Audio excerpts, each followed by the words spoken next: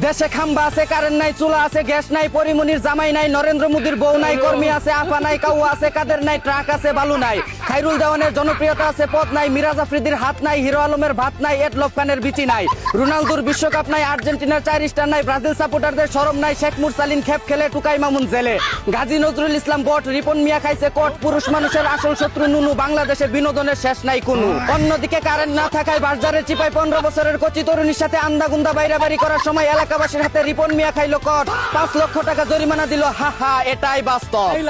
এদিকে 24 ঘন্টায় 72 বার কারেন্ট না নিয়ে বাড়িতে এসে মিটারই খুলে নিয়ে যাওয়ার অনুরোধ করলো এলাকাবাসী। অন্যদিকে যারা কারেন্ট না দিয়ে বিদ্যুৎ বিল বেশি নিচ্ছে, আল্লাহ তুমি তাদের যৌবনের কারেন্ট নাই কইরা দিও। এদিকে সপ্তাহে 7 দিনের মধ্যে 2 দিন মানুষ কটকায়, 2 দিন টুকাই মামুল বউ পিটায়, 2 দিন দেশে আন্দোলন চলে, আর বাকি একদিন শুক্রবার সবাই ছুটিতে থাকে। অন্যদিকে 27 বছর বয়সে 27 বার বিয়ে করে 27 বারও ডিভোর্স দিয়ে সফল কাবিন ব্যবসায়ী হিসেবে গিনেস ওয়ার্ল্ড বুকে নাম লেখালেন তনামিকা নামের এক ভুসকি মাতারি।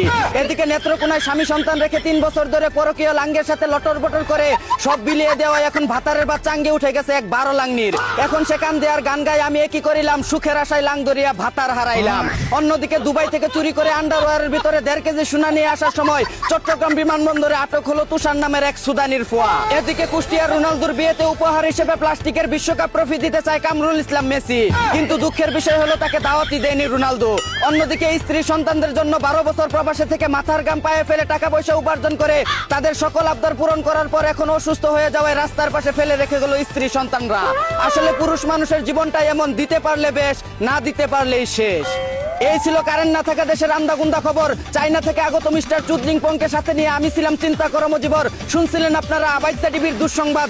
এতক্ষণ সাথে থাকার জন্য ধন্যবাদ। ভিডিওটি ভালো লাগলে উড়াদুরা শেয়ার করে দিন। বিনোদনকে বিনোদন হিসাবে দেখুন। ঝাঁকা নাকা পেজটি ফলো করে রাখুন।